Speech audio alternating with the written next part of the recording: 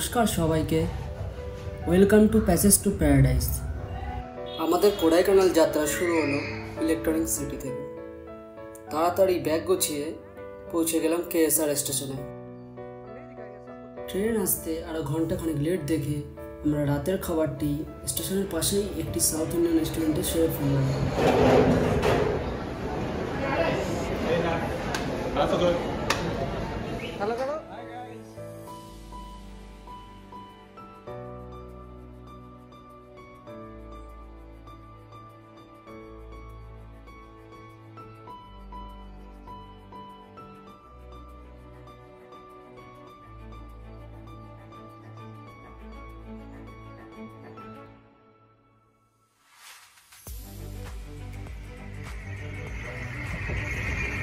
কিছুক্ষণ গল্প গুজব করে আমরা যে যার সিটে শুয়ে পড়লাম।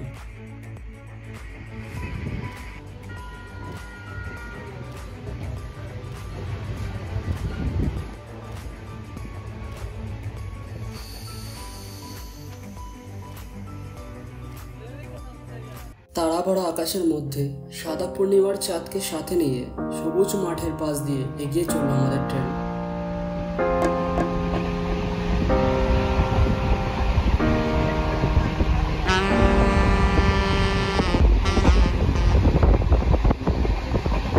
আজকে এই পর্যন্ত, দেখা হচ্ছে কাল সকালে কোডাইকানাল স্টেশনে। শুভরাত্রি।